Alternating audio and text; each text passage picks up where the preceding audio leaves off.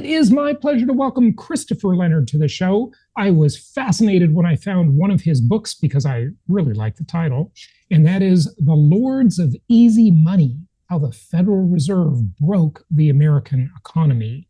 He's also the author of two other books, one on the Koch brothers and the other on the meat industry and the monopolistic practices there. He's a journalist and reporter, and it's great to have him on. Christopher, welcome. How are you? I'm great, man. Thanks for having me. It's good to have you, and you're coming to us from Kansas City. That's right. Good stuff. Well, the Lords of Easy Money, I suppose that is maybe a dig on Keynesianism. A dig on Keynesianism and the highly accelerated version of that we saw in the Fed under the modern era of the last 10 years of just truly unprecedented money printing. Yeah. Yeah. So when we talk about easy money, that's more than just the money supply, right? Do you want to kind of unpack that for us? When you say easy money, what does that mean? Absolutely. Okay. And I'm not going to dive into the history, but I mean, we created the Federal Reserve Bank to manage the currency. That's what it does. The Fed releases US dollars. It is the sole source of US dollars. And the Fed's job is to manage the supply of dollars, among other jobs, but it manages the supply of dollars. And, more or less for decades, the Fed did that within these lanes, these boundaries. Interest rates would never get really much above 5%, except for a few periods, and never lower than 3%, ballpark. Okay. What I'm talking about is that since 2009, the Fed really engaged in a set of unprecedented policies, and it did two things. First of all, it kept interest rates at zero for years. So, I mean, that is foot on the pedal in terms of what we call easy money, which is very low lending rates, lots of borrowing. But at the same time, while it was keeping interest rates at zero, the Fed printed unprecedented amounts of money through this program we can talk about called quantitative easing, where the Fed was creating tens of billions of dollars out of thin air inside the Wall Street banks. And just to put it in perspective, between 2008 and about 2012, the Fed created $3 trillion through quantitative easing. As comparison, it had created essentially only $1 trillion in the first 90 years of its existence. So that was like 300 years worth of money creation in 4 years. Okay, and what 4-year period is that? Let's just This is hear from that again. '08 to 2012. Okay, so Great Recession, and coming out of the Great Recession toward the end, the Fed literally created triple the amount of money in that short 4-year period than it did in the entire history since 1913, right? Completely accurate, which is why I wrote this book, because someone explained that to me and it was just mind blowing. Yeah. And I want to make an important point. During the Great Recession, of course, that's what we all think about when we think about '08. The Fed printed about $1 trillion. And wow, that was a big deal. And we can all understand that because the Federal Reserve is like the firefighter during times of emergency. But the programs I'm really looking at started after the Great Recession. And that's really important. This stuff, quantitative easing, as we know it today, really started in 2010. And that's important because that's like the Fed stepping in to do the job that Congress used to do. Quantitative easing, this money printing, was like a jobs creation program done through money printing. Yeah, wow, it's crazy. So you're saying maybe you're even comparing it back to the New Deal programs. Instead of giving people jobs, just give money a job. It's exactly right. I joked about printing a T-shirt that said my grandfather got the New Deal and all I got was quantitative easing. Yeah, right. And the thing I about don't think most people would get that, but okay. I would get it. I would enjoy it. But that's exactly right. And so the book really walks through the policy making, and this was all under the chairman Ben Bernanke at the time. He was the godfather of quantitative easing, literally basically invented it. And Congress was pretty stalled out at the time. This was right during the rise of the Tea Party that was like, we're going to stop the Obama administration.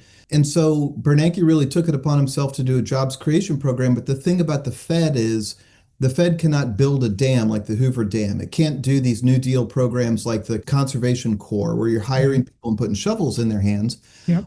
All it could do was create money inside 24 big banks on Wall Street called primary dealers, and that's exactly what it did to an unprecedented extent. Yeah, so the effects of this obviously are inflationary. Let's go kind of in order if we can. Yeah. Let's just talk about Greenspan a little bit. Everybody called Alan Greenspan the maestro. I think that was ridiculous. To me, he was an easy money guy too. Remembered the dot-com crash and 9/11 and all of that. Do you criticize Greenspan at all, or do you think he did the right thing? No, I do criticize Greenspan. I mean, I criticize him first of all for, you've heard the phrase about Greenspan speak or Fed speak, where he tried Mhm. to mystify and complicate everything to make it sound like he was this wizard.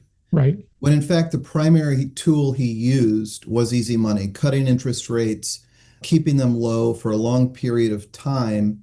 And you're exactly right that that led to the dot-com bubble and eventually the housing bubble, Mhm. which was largely under Greenspan's term.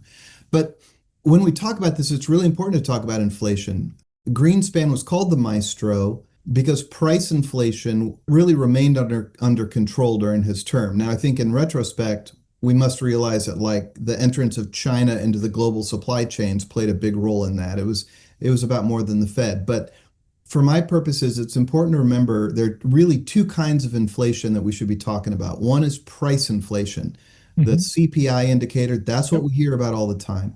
Yep. But then there's inflation in the asset markets. Right. The So rise, I would call that consumer price inflation versus asset price inflation. perfect. Okay.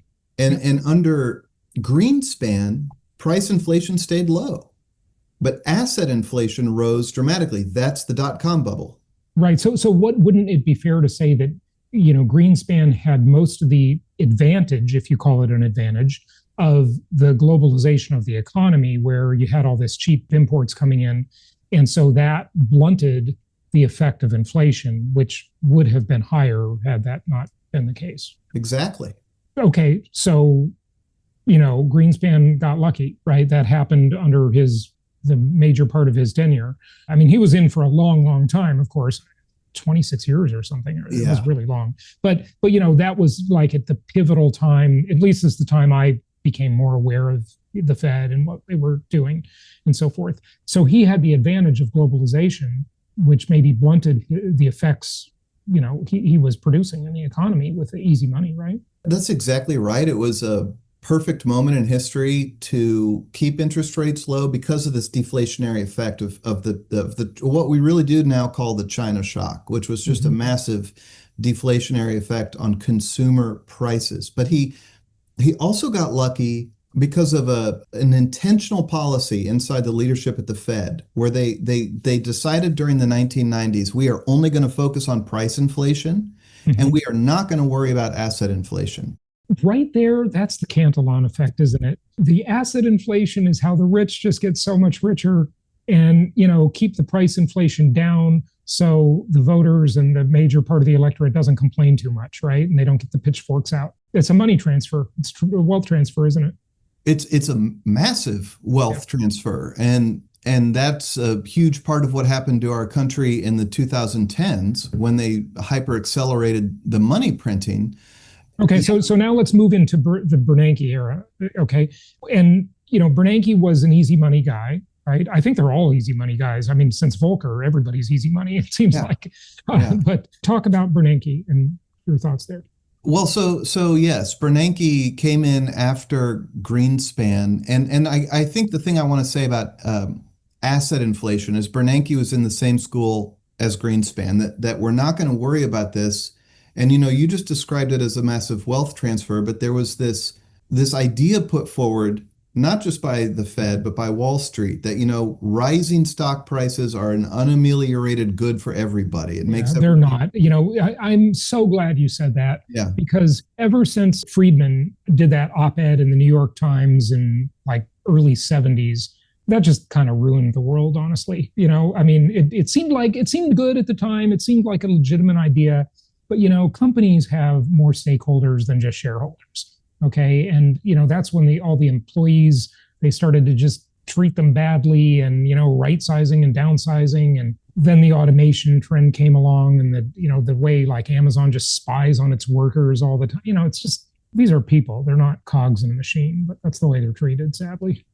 And all those activities you described can be really bad for a lot of people's economic lives if you're Oh, shutting down sure. factories, slashing the jobs, but it can boost the stock price. Right. So in that way, it is disconnected. But there's another way too, which is that, I mean, this is almost a cliche, but it really is true at this point. The top 1% of the population owns the vast majority of stock.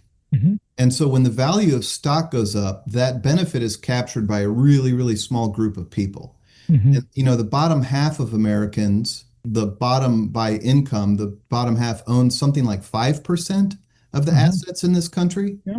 So asset price inflation really is a huge driver of income inequality in this country.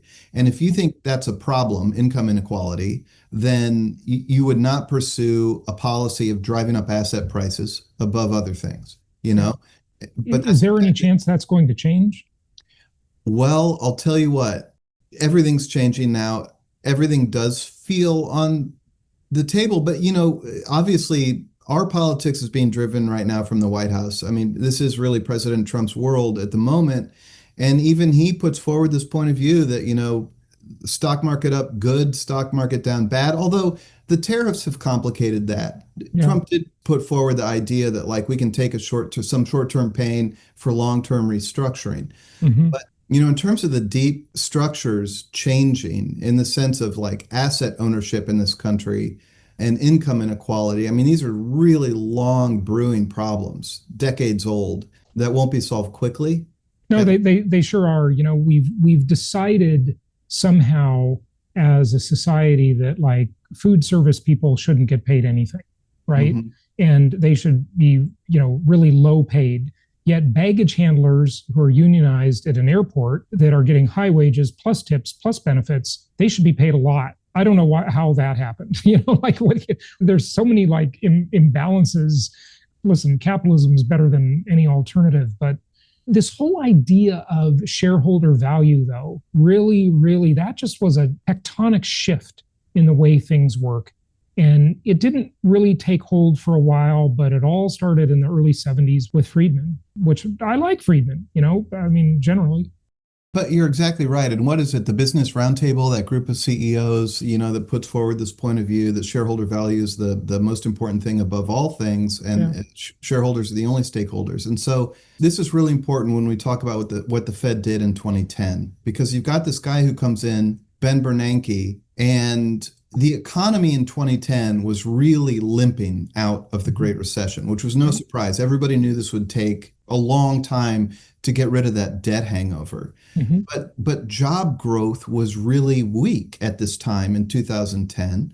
And Bernanke really did take it upon himself to expand the Fed's mandate, is really how I put it, and to say, okay, we don't see Congress acting enough. We're going to act and we're going to do it. We've got interest rates at zero, which, by the way, was like an extraordinary emergency measure that they thought would last for maybe months or a year. Mm-hmm. But Bernanke says we're going to keep rates here going forward, which was Mm-hmm. extraordinary in itself. And he said now at the same time, we're going to print tens of billions of dollars through quantitative easing.